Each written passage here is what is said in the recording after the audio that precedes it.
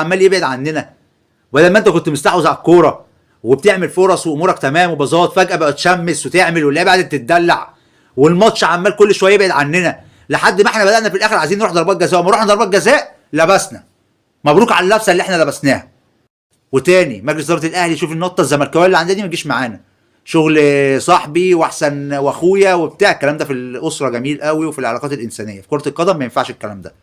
الكلام ده بيودي فرقه في داهيه، وليس السوبر المصري ببعيد.